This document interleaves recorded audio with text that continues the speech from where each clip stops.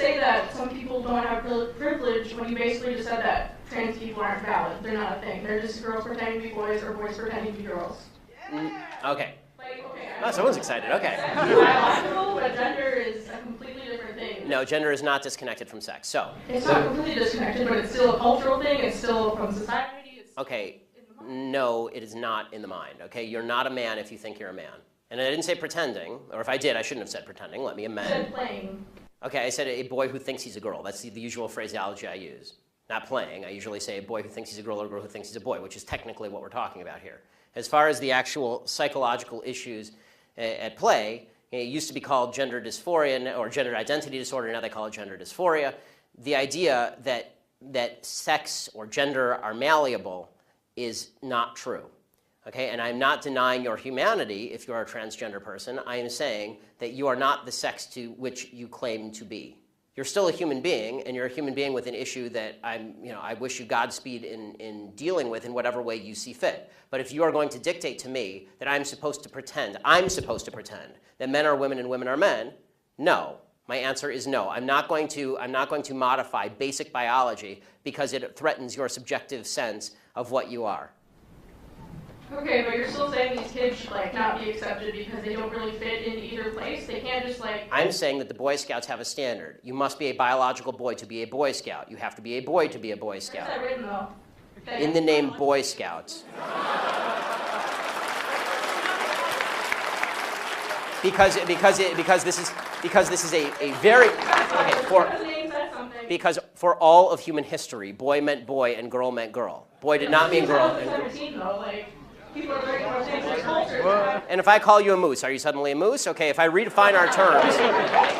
No, yes, that's right. Men and women are a completely different thing. This is true. Have you ever met a man or a woman? They're completely different. It's a completely different thing. You can't just say you're a cat. It's not a thing. It's genders. It's not saying you're okay, why is that? I don't understand. Why? Okay, let me ask you this. Okay, I won't ask you how old. I will ask you how old you are, okay? Because you're young enough that it's probably not insulting to ask you. So. I'm 22, so I'm probably young and naive, right? No. Why aren't you 60? Why aren't you 60? Because it... And why can't you identify as 60? What is the problem with you identifying as 60? It's not the same as gender. You can't just... You're right. Age is significantly less important than gender. You can't magically change your gender. You can't magically change your sex. You can't magically change your age. You can still legally change it. People recognize You can't legally change your age, by the way. Obviously. You can change your name, you can change your sex, you can change your identity. Just because you can do things legally doesn't mean that they are correct biologically. You could do lots of things in the past that were incorrect biologically and correct legally. For a long period of time in the United States, sterilization of the mentally ill took place. That didn't make it okay. Skinner versus Oklahoma. Justice Oliver Wendell Holmes wrote the decision. Right. I still don't understand why you're accepting these children that are...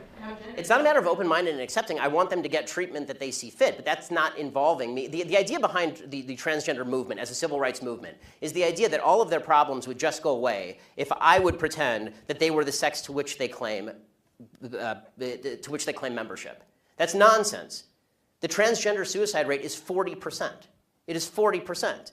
And according to the Anderson School at UCLA, it makes no difference. There's a study that came out last year. It makes no difference, virtually no difference, statistically speaking, as to whether people recognize you as a transgender person or not, which suggests there's a very high comorbidity between transgenderism, whatever that mental state may be, and suicidality. That has nothing to do with how society treats you. Do you think it could be because of they're bullied at school? No, I don't think that. I do not think that the discrepancy. I do not think the discrepancy. First of all, I'm against bullying of any sort. Okay, the idea that somebody would beat somebody up is terrible. Okay, as somebody who's viciously bullied in high school, I'm not a fan of bullying. But the idea that the normal suicide rate across the United States is 4%. The suicide rate in the transgender community is 40%.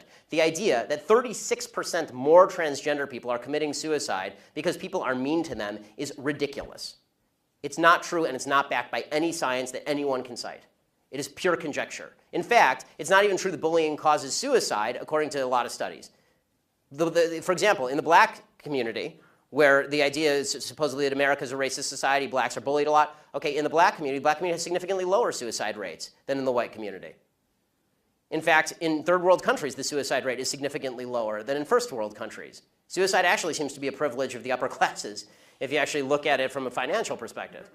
So the idea that suicidality is directly a result of people like me saying, no, men are not women and women are not men, it's not true. It's also... So you think it doesn't impact their identity at all, or their depression, or how they feel about themselves? I think the idea that you're going to sacrifice the entire society's proper definition of sex because you think that there is in legal terms, somebody with an eggshell skull, meaning that somebody who has a pre-existing condition that makes them more susceptible to criticism, that is not a way to run a society. You can't sacrifice truth because some people are going to actually suffer because of the truth. Plus, there's no evidence whatsoever that the suicide rate would go down in the transgender community in any marked way if people just started pretending that men were women and women were men. We're trying that experiment now. We'll find out whether it works. So far, no evidence. Have you talked to a group of trans people at all instead of this group of white people? I'm more than happy to talk to a group of any people who will have me, but usually they protest me.